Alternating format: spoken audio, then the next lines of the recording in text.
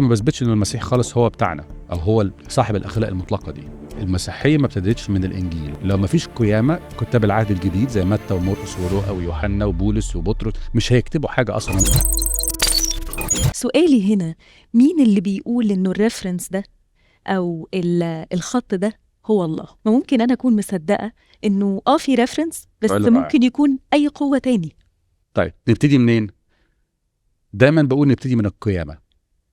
لو عايز تبتدي مظبوط تعرف بترجع لمين، مين ربنا بقى، انه ربنا بتاع مين بقى، ابتدي من القيامه.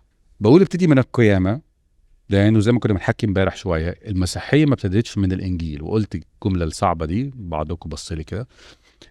المسيحيه ما ابتدتش لانه عندنا كتاب مقدس. المسيحيه ابتدت لانه كان عندنا ايفنت، عندنا حدث اسمه القيامه، حصل 33 ميلاديا.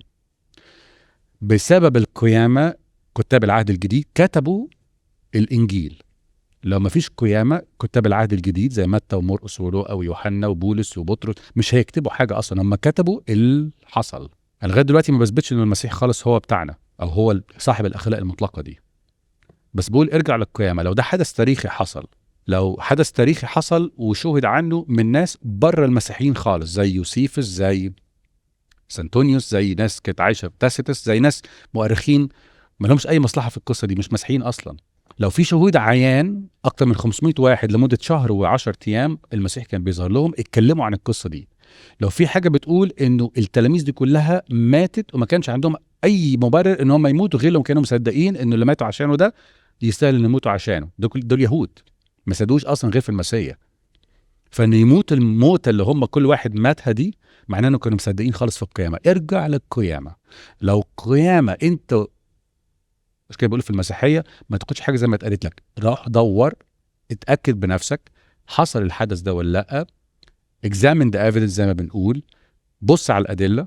لو اتاكدت ان القيامه حصل لازم تواجه نفسك. لو القيامه حصلت لازم ترجع تقرا الكتاب، ودي الجزء الثاني. نفحص الدلائل. افحص الدلائل في الاول في القيامه، وبعدين ارجع للكتاب اللي حكى عن القيامه. لان لو ده انت اثبتت ان القيامه حصلت، والكتاب ده بالذات في العهد الجديد و312 نبوه في العهد القديم اتكلمت عن الحدث ده، يبقى العهد القديم والعهد الجديد في الكتاب ده لازم افكر اقراه بطريقه مختلفه، انه غالبا اللي موجود فيه صح.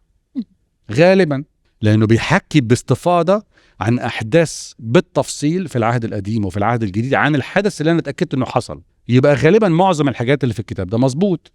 لما غالبا قالوا لي ان الكتاب موحى به من الله، يبقى غالبا الكتاب ده ربنا فعلا اللي كتبه. لما برجع للكتاب ده بقرا الحاجات اللي ربنا قال عليها ان هو الخالق في تكوين واحد، زي في البدء خلق الله السماوات والارض.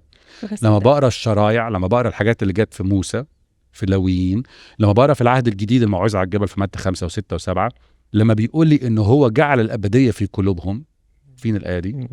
وايات كتير قوي بس عشان الوقت.